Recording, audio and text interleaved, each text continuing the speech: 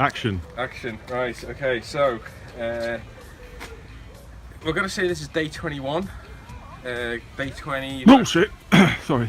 No. I think day 21's about right. Last week, Matt and I decided that last Saturday was day 20, but then weather impeded progress and Right. yeah, terminal case of CBA. So how many contiguous days have there been since you first started working on the car? I think this will be the 21st. That's what we're saying. Right. So okay. 20. I mean, it's been several months, but 21 days of actual work. All right. Okay. Cool. All right. So we flipped her over. We've taken the suspension off. We've fiberglassed one of the arches. We're going to clean up the rest of the bottom and then fiberglass the other arch. When we roll it back over, we just jet washed it to try to clean some of the crap off. So we'll flip it back over, dry it off a bit better. We'll have to edit that bit out. Probably not. Fiberglass up the arch. We've got some of this rust cure stuff that we're going to go around and treat basically all the bare metal with beforehand. That'll take an hour or so to set or dry, I don't know. Sand the arches back where we've put fiberglass in them. And the reason we don't need fiberglass in there, the welding is strong enough. What we're doing is we're building up a ridge. So to get rid of this shelf, so underneath the arch here, there's like a shelf with the rim. So we're going to build up all the fiberglass there and just give it a general fiberglass in, and then that'll stop shit from gold getting there. It'll just drop straight out if we get rid of that ledge. So that's the reason for doing it. And stop any other crap from building up where we can rust away again. But yeah, once we've done that, zinc based primer, entire of the bottom, probably about 2 coats of that, then 2 coats of chipstone, and then we can put the suspension on, and the wheels, and the brakes, the handbrake cables, the foil wheels, and the wheels, and that'll be the back end built, and that's the goal for today. Alright, excellent. Crack on? Yeah, let's do it. Alright.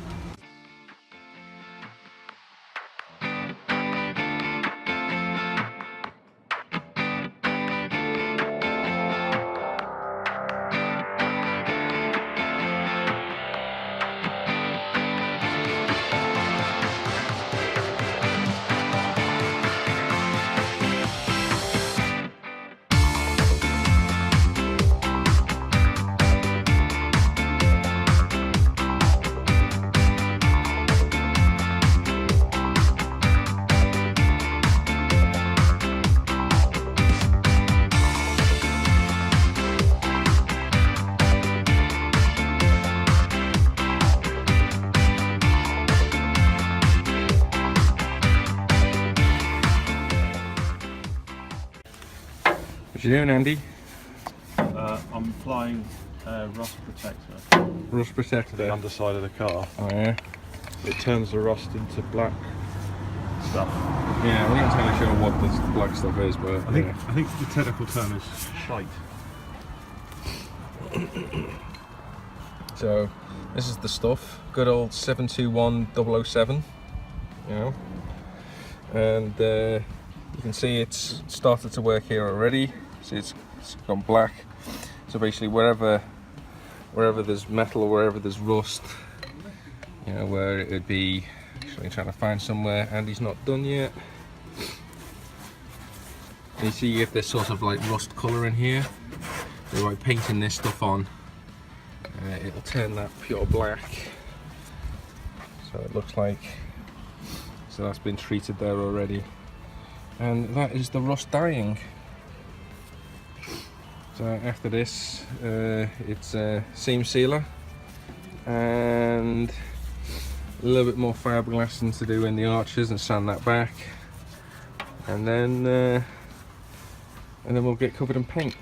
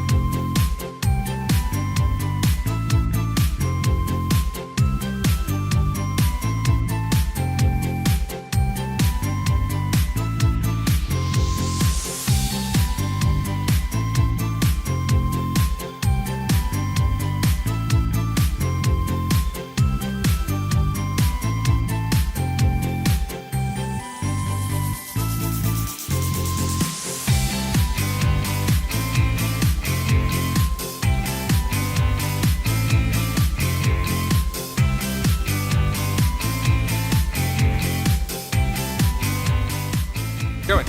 Action. Alright, okay, action. Right, okay. So, well, there we go.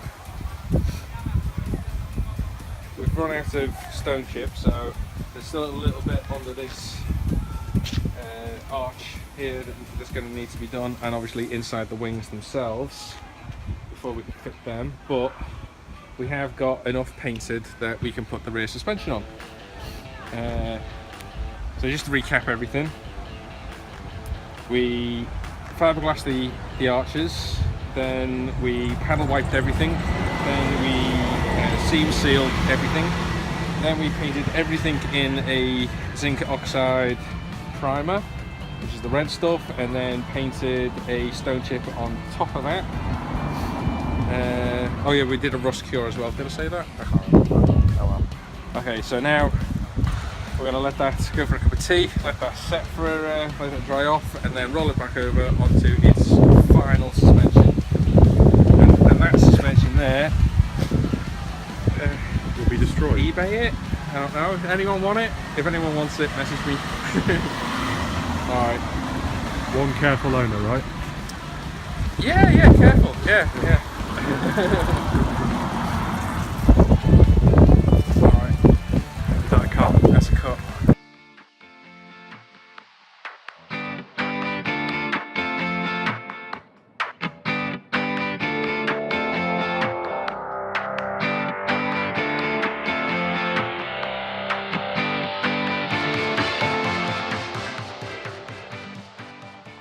Okay, so Andy and I, chief engineer, are going to attempt to fit this Hoyle suspension. And now the first thing that we've done with this is we removed the bolts from here and the packing plates from here and here, and the bolts from the front, and then left everything else on it. And the idea is that we're going to try to roll the chassis over the suspension, and then possibly, if needed, lift it up into position using this trolley jack. We've also got a jack as well, but you'll see on the time lapse how crap we attempt this. So here goes. Okay, you ready? I'm ready. You're ready. Okay, let's do it.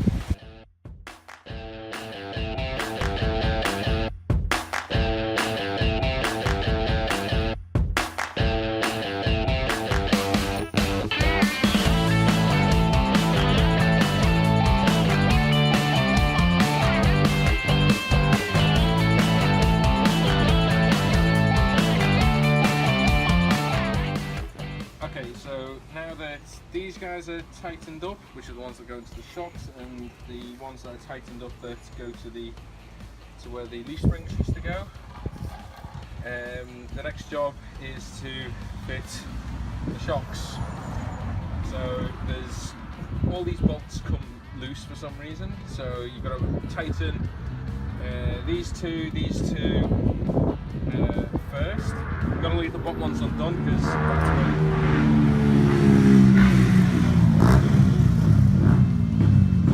fucking hate motorbikes. Alright, so you've got to leave these loose so that you can get this on. There's the top bolt that is right under here. Come show. This top bolt that's right under here. So then once we tighten them and this one is out and loose, this goes with the the adjustment at the bottom. So the way to do it is by doing the other one is that we figured that you need to get this into place first and bolt it in, and then use the jack to lift this arm up to then get this in alignment and bolt it in. Okay, that's what I'm going to do.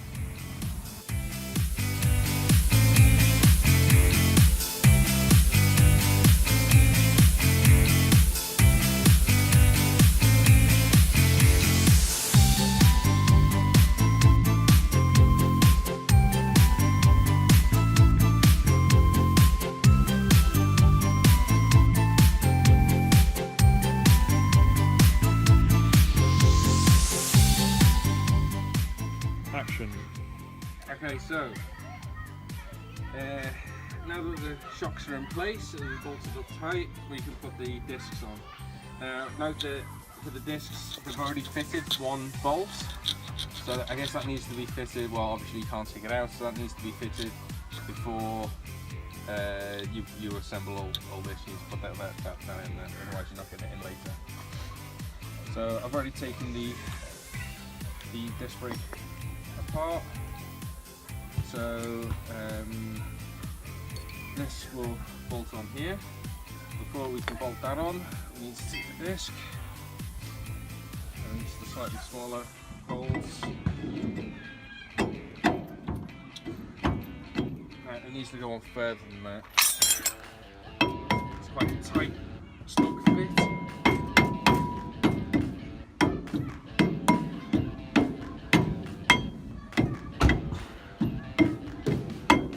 Will go on eventually. Like that. So once that's on, we can put the caliper on the back, put the pads like you would normally do the pads. I'll include the handbrake cable and the brake line feeds in a different video. Just for now, we're just putting them on, and we'll do the handbrake and the bleeding and everything else later on. So yeah, after that, wheels on, job's a good one.